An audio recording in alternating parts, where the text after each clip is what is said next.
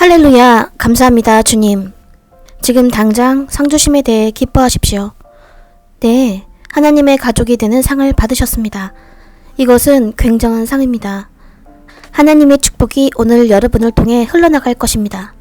할렐루야, 앉으셔도 좋습니다. 감사합니다, 주님. 할렐루야. 전 세계의 시청자 여러분을 환영합니다. 오늘 이 프로그램의 일원이 되어주셔서 감사합니다. 그리스도와 말씀은 하나, 2부입니다. 그리스도와 말씀은 하나입니다. 할렐루야. 여러분을 바울사도의 사도행전으로 모셔가겠습니다. 12장입니다. 24절을 보십시오. 하나님의 말씀은 흥왕하여 더하더라. 하나님의 말씀이 점점 커져 몇 배로 자라났다는 것입니다. 이것은 씨앗입니다. 여러분이 아셨으면 하는 한 가지는 예수 그리스도에 관한 사실을 안다는 것만으로 그분과의 관계를 극적으로 변화시키지 못합니다. 예수님이 주님이시다. 예수님은 이런 분이야. 예수님은 그런 분이야. 예수님은 이러이러하셔. 그분은 구세주요. 속량하시는 분이며 치유자야. 구원자시다. 그런 말이 당신과 그분의 관계를 바꾸는 것이 아닙니다. 왜냐하면 사람은 직업상 크리스천일 수 있기 때문입니다. 마음으로는 그렇지 않아요. 사람은 입만 사용하는 크리스천일 수 있기 때문입니다.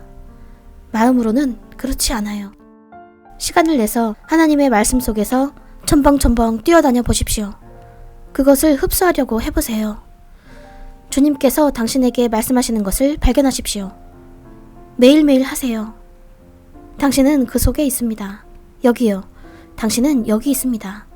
저는 여기 있습니다. 그러나 가장 중요한 것은 하나님께서 여기 계시다는 것입니다. 얼마나 특별한 물건입니까? 이 책을 우리가 읽을 때 책도 우리를 읽습니다. 우리가 그것을 읽고 있을 때 동시에 그것이 우리를 읽고 있습니다. 그 24절을 보면 하나님의 말씀은 흥왕하여 더하더라. 당신이 어떤 사람과 약속하길 원할 때 당신은 연락할 번호를 가지고 있지만 우리 주님과 연락할 경우엔 하나님의 말씀을 묵상하는 것이 그분을 만나러 가는 것입니다. 옆 사람에게 말하세요. 하나님의 말씀을 묵상하는 것이 그분을 만나러 가는 것이다. 하나님의 말씀은 묵상에 의해 사람의 일부가 됩니다. 그분은 살아있는 말씀으로 저와 함께 계십니다. 옆 사람에게 말하세요. 그분은 살아있는 말씀으로 나와 함께 계십니다. 네, 성경은 거기 당신이 지니고 있습니다. 그래서 이것이 우리가 설교 제목을 그리스도와 성경은 하나라고 정한 이유입니다. 사도행전 19장 20절. 이와 같이 주의 말씀이 힘이 있어 흥왕하여 세력을 얻으니라. 마태복음 8장 5절. 여러분은 23절도 읽으십시오. 예수님의 입술의 말씀은 세력을 얻으셨습니다. 백부장의 종이 갖고 있는 질병에 그 질환에 대해서요. 6절. 가로되 주여 내 하인이 중풍병으로 집에 누워 몹시 괴로워하나이다. 가라사대 내가 가서 고쳐주리라. 백부장이 대답하여 가로되 주여 내 집에 들어오심을 나는 감당치 못하겠사오니 다만 말씀으로만 하옵소서. 그러면 내 하인이 낫겠삼나이다. 그는 이렇게 말하고 있습니다. 말씀이 사고 과정보다 우위의 세력을 얻을 때 믿음이 옵니다. 23절. 자연의 법칙보다도 예수님의 입술에 세력을 지닌 그 말씀이 거기 그 23절에서 일어났던 일을 가능케 하였습니다. 여러분은 시간을 들여 읽으십시오. 그분이 일어나셔서 바람과 바다를 꾸짖으셨을 때 엄청난 평온함이 있었습니다. 그것이 바로 세력을 얻는다는 말씀이 내포하는 뜻입니다. 그리고 사람들은 그것을 기이히 여기며 이렇게 말했습니다. 이 어떠한 사람이기에 바람과 바다도 순종하는고. 말씀을 외우는 것만 가치 있는 것이 아니라 말씀을 우리라는 존재의 통합적 일부가 되게 하는 것이 중요합니다. 성경에서는 이렇게 말씀하십니다. 너희가 내 이름으로 귀신을 쫓아낼 거라고요. 그렇습니다. 여러분이 그분의 이름으로 귀신을 쫓아낼 수는 있으나 이것에 불순종하면 아무것도 할 수 없습니다. 우리가 하나님의 말씀에 따라 행하지 않는다면 말입니다. 마태복음 7장에서 구하라고 말씀하십니다. 그리고 두드리라고요. 그렇습니다. 당신은 그분의 이름으로 구하고 두드리셔야 합니다. 그러나 이것을 불순종한다면 아무것도 얻을 수 없습니다. 하나님의 말씀에 따라 행하십시오. 왜냐하면 그리스도와 말씀은 하나이기 때문입니다. 이것이 바로 오늘날 세상의 많은 사람들이 구하는 것을 얻지 못하는 이유입니다. 그들은 예수님의 이름으로 일어나 걸으라, 치유될지어다 라고 외치지만 아무 일도 일어나지 않습니다.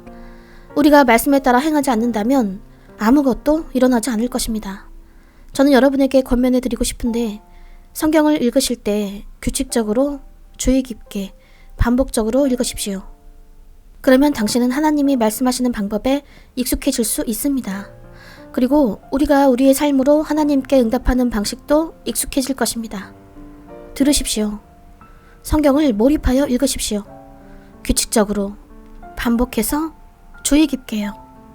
그러면 당신은 하나님께서 말씀하시는 방식과 분위기에 익숙해지게 되며 우리는 우리의 삶으로 하나님께 응답하는 방식에 익숙해지게 됩니다. 옆 사람에게 말하세요. 그분이 살아계신 말씀으로 나와 함께 계신다. 다시요. 그분은 살아계신 말씀으로 당신과 함께 계십니다. 할렐루야, 할렐루야. 사도행전 19장 20절.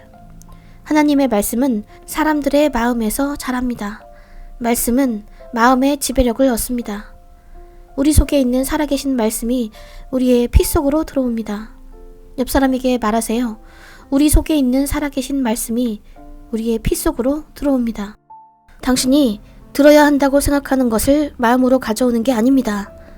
이것은 예수님께서 당신에게 꼭 말씀하셔야 하는 것에 관한 내용입니다. 그러니 당신이 하나님의 말씀을 읽으면 읽을수록 당신은 그분의 목소리에 더 익숙해지게 됩니다. 태초에 뭐가 있었다고요? 말씀이 하나님과 함께 계셨으니 이 말씀은 곧 하나님이시니라. 얼마나 놀라운 영광입니까? 하나님께서 예수님을 말씀으로 부르심으로 인간의 언어를 영광스럽게 하셨습니다. 옆 사람에게 말하세요. 하나님께서 영광스럽게 하셨다. 하나님께서 예수님을 말씀으로 부르심으로 인간의 언어를 영광스럽게 하셨다. 온 우주가 말씀으로 창조되었습니다.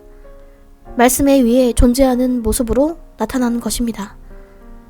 영이 말씀하시길 빛이 있으라. 영이 말씀하시니 말씀이 육신이 되었습니다. 하나님의 말씀, 즉 영은 물질적인 것들을 창조하십니다. 이것은 영이 물질적인 것보다 더 크심을 증명하는 것입니다. 다시 한 번 더요. 그리스도와 말씀은 하나입니다. 기억하세요. 예수님은 어제나 오늘이나 내일이나 영원토록 동일하십니다. 그분은 결코 작별 인사를 말씀치 않으셨습니다.